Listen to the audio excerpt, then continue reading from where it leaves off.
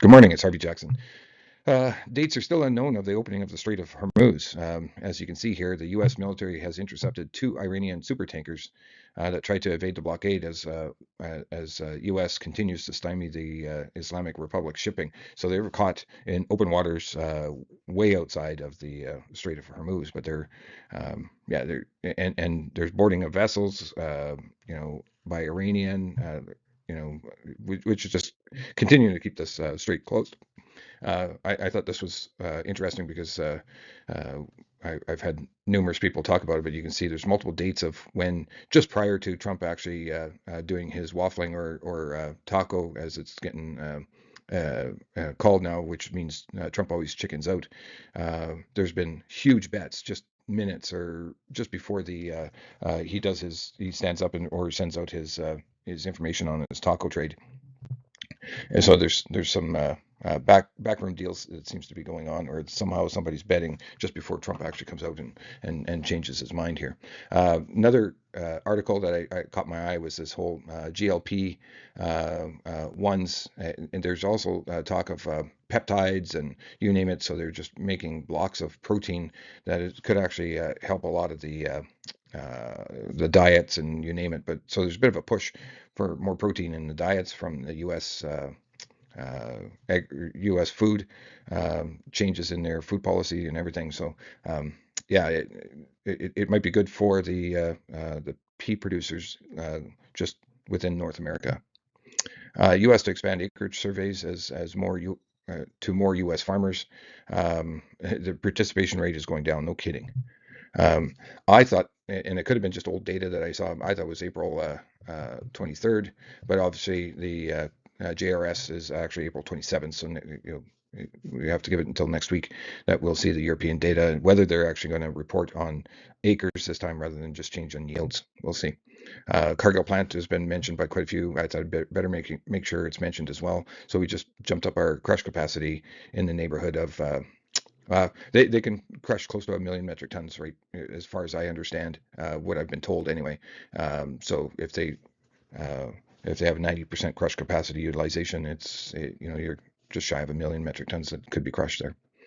Manette Farms under court protection, and this is just if you can understand this stuff. I don't. I'm not a financial guy, but this is what was filed on the CCAA exhibit for their protection.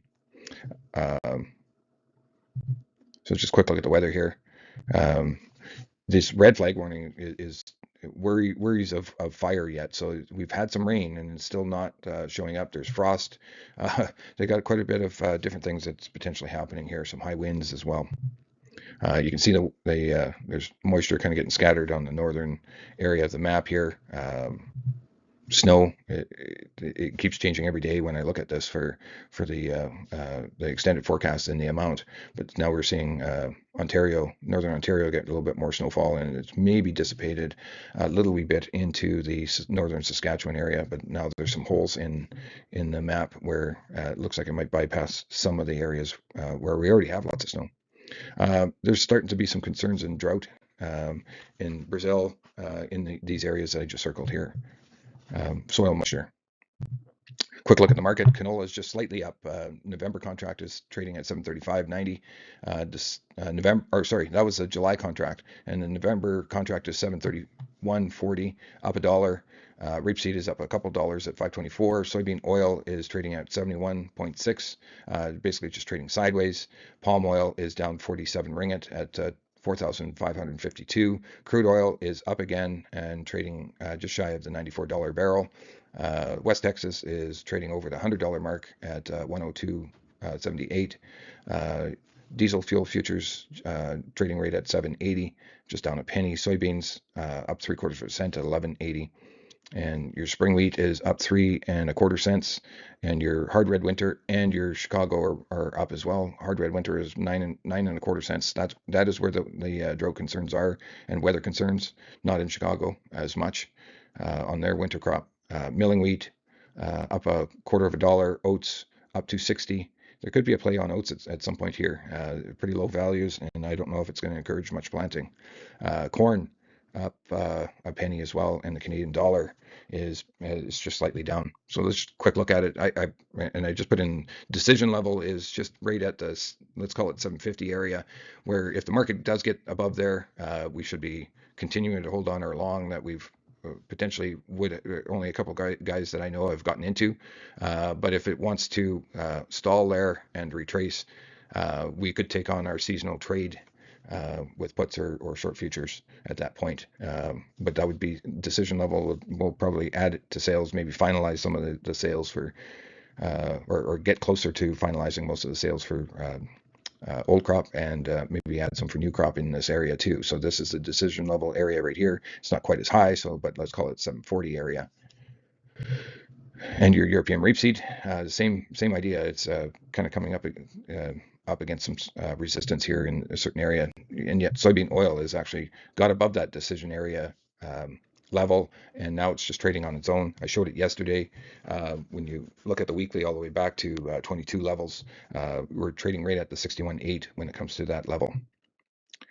Just showing how the sideways trade. It looked like it was going to peak out yesterday, and it pulled right back. So just staying within that light blue square for the soybeans itself. So soybeans are doing absolutely nothing, and you can see the palm oil is, not wanting to get through that blue line either, and continue to trade it. So I put in short-term Fibonacci retracement as if it's going to maybe have some sort of values on the current Fibonacci timeline from the high 2 weeks ago to the low just last week as well.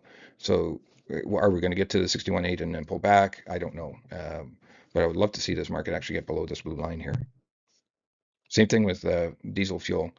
We're right at the 50% retracement value, and short-term moving averages as well. So love to see this retrace here, but I'm starting to think that I'm going to have to move this level up to the lows that we've seen right there, and potentially look at securing your diesel fuel futures at that point too. And what I mean by that is, not taking necessarily right now, but locking in a delivery in the future and take advantage of the inverse on the market. Gasoline is just right back at its highs almost. Canadian dollar retracing a little wee bit. It's definitely not trading like a petrodollar.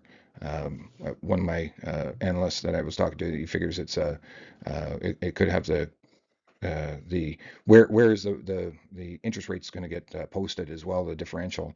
I'm not certain. I do not like the strong Canadian dollar. I'm with the farms on that as well. It's not going to make our exports any stronger, that's for sure.